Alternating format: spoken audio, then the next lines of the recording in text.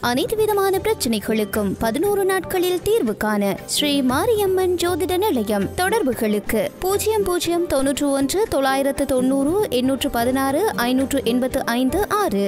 அரசிடமிருந்து விமலுக்கு 100 கோடி நட்டஈடு தொடரப்பட்டது வழக்கு. மொட்டுக்கட்சியை கைப்பற்றுவோம், பிரதமர் தலைமையில் செயற்படுவோம். SM சந்திரசேனா எச்சரிக்கை. ஜனாதிபதி தேர்தல் விவகாரம் மகிந்த விடுத்துள்ள முக்கிய அறிவிப்பு. தமிழ் பொது வேட்பாளர் தரப்புக்கு சஜித் அழைப்பு. நாட்டையும் மக்களை நிச்சயம் மீட்போம், அனுர எடுத்துள்ள சபதம். ரணிலுக்கு விழுந்த அடி, ஆதரவளிப்பதிலிருந்து பின்வாங்கும் ராஜாங்க அமைச்சர். வாக்குகளுக்காக நாடகமாடும் ரணில், மலையக பொதுமகன் சீற்றம். ஜனாதிபதி ரணில் தேர்தல் சட்டங்களை மீறுவதாக முறைப்பாடு.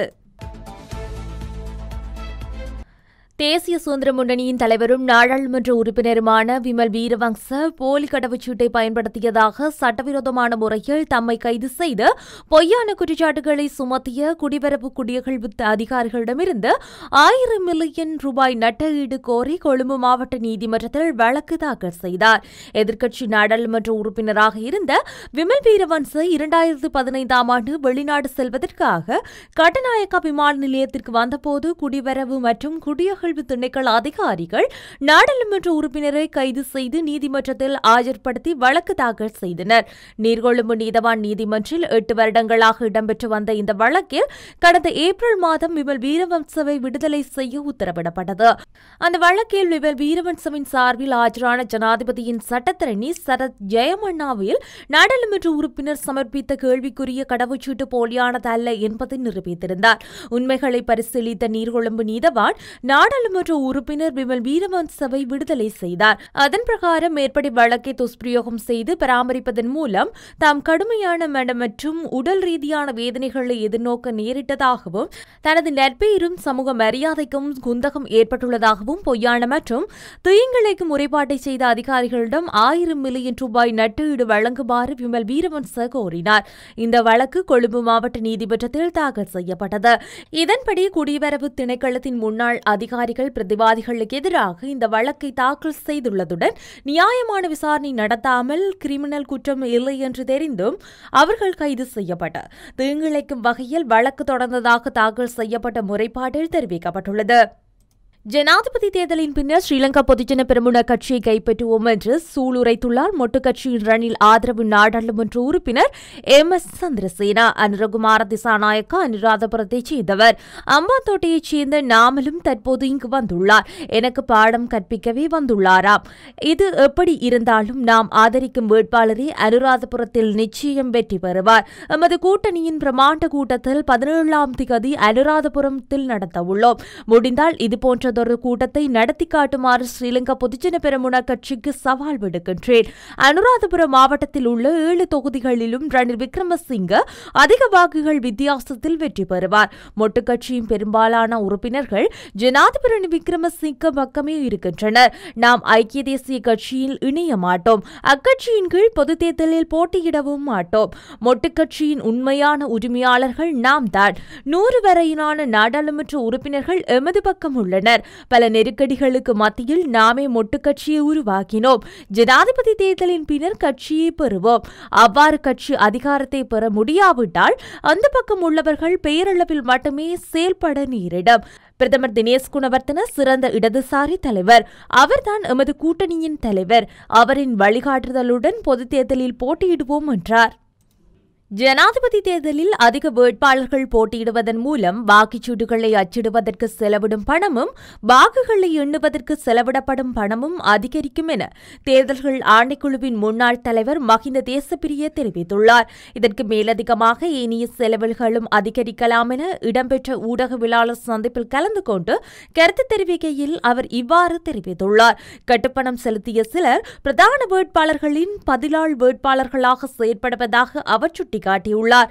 சில சுயாதீன வேட்பாளர்கள் பிரதான வேட்பாளர் ஒருவருடன் தொடர்புடையவர்கள் என அவர் தெரிவித்துள்ளார். புதிய ஒழுங்கு விதிகள் அல்லது வரையறைகளின் மூலம் இந்த முறைமையில் மாற்றம் செய்யப்பட முடியும் எனவும் அவர் குறிப்பிட்டுள்ளார். உள்ளூராட்சி மன்றங்களின் இளைஞர்களுக்கு வழங்கப்பட்டுள்ள இடஒதுக்கீடு மாகாண சபை மற்றும் பொதுத் தேர்தல்களிலும் வழங்கப்பட வேண்டும் என தெரிவித்துள்ளார். இளைஞர்கள் தேர்தல்களில் வாக்களிக்க வேண்டும் என அவர் கோரியுள்ளார். இதேவேளை ஜனாதிபதி தேர்தலில் போட்டியிடும் நோக்கில் 32 பேர் கட்டுப்பணம் செலுத்தியுள்ளனர். தமிழ் தேசிய பொது கட்டமைப்புக்கான கலந்துரையாடலுக்கு எதிர்க்கட்சித் தலைவர் சஜித் பிரேமதாசவினால் அழைப்பு விடுக்கப்பட்டுள்ளது. பொது கட்டமைப்பில் அங்கம் வகிக்கும் அனைவருக்கும் தனித்தனியாக சஜித் பிரேமதாசவால் அழைப்பு விடுக்கப்பட்டுள்ளது.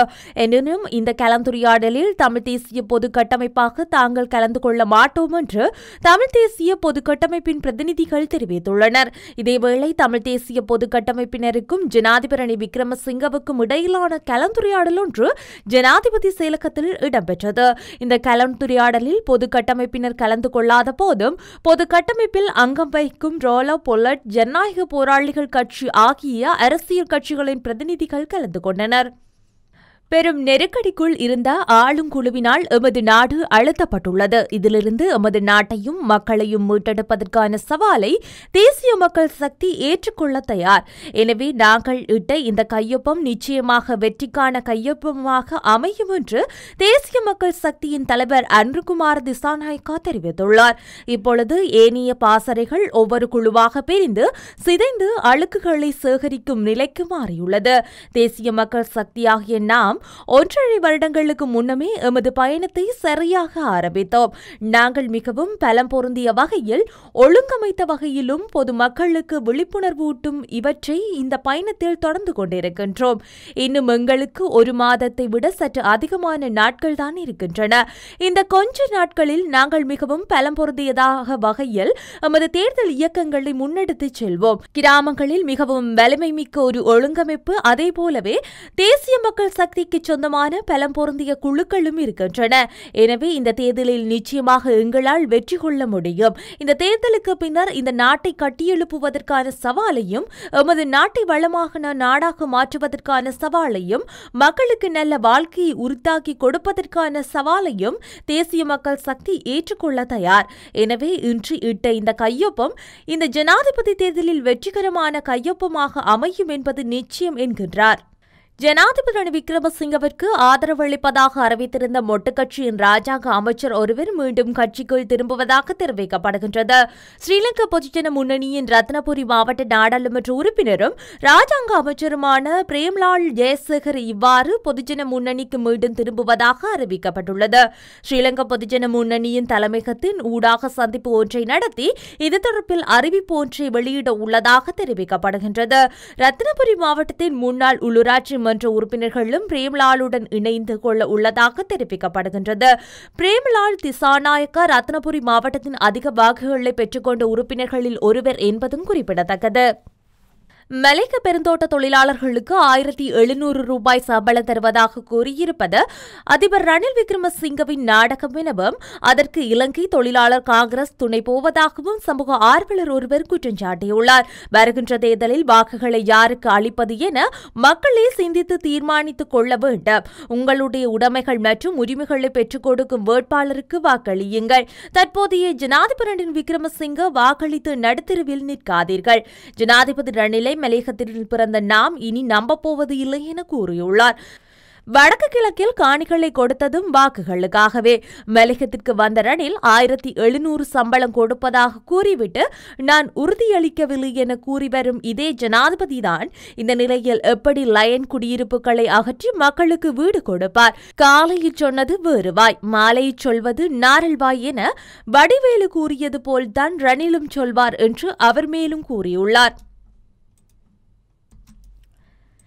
ஜனாதிபதி ரணில் விக்ரமசிங்க தேர்தல் சட்டங்களை மீறுவதாக முறைப்பாடு செய்யப்பட்டுள்ளது.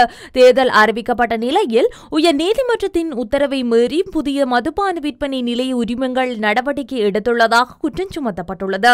இது தொடர்பில் தேர்தல் ஆணைக்குழுவின் முறைப்பாடு செய்யப்பட்டுள்ளது. இலங்கை மதுபான விற்பனை நிலைய அனுமதி பத்திரதாரிகள் சங்கத்தினால் இந்த முறைப்பாடு செய்யப்பட்டுள்ளது. தேர்தல் அறிவிக்கப்பட்டுள்ள நிலையில் புதிய உரிமங்கள் வழங்குவதற்கான நடவடிக்கைகள் முன்னெடுக்கப்பட்டு வருவதாக குற்றம் சுமத்தப்பட்டுள்ளது. ஜனாதிபதி தேர்தல் அறிவிக்கப்பட்டதன் பின்னர் புதிய 6 உரிமங்கள் வழங்கப்பட்டுள்ளதாக தெரிவிக்கப்படுகின்றது. தற்போதைய ஜனாதிபதி நிதி அமைச்சராகவும் கடமையாற்றி வருவதாக, இதனால் அவரே மதுவரி திணைக்களத்தின் பிரதானியும் ஆவார் எனவும் சுட்டிக்காட்டப்பட்டுள்ளது. அனைத்து விதமான பிரச்சனைகளுக்கும் 11 நாட்களில் தீர்வு காண ஸ்ரீ மாரியம்மன் ஜோதிட நிலையம். தொடர்புகளுக்கு 0091 990 816 585 6.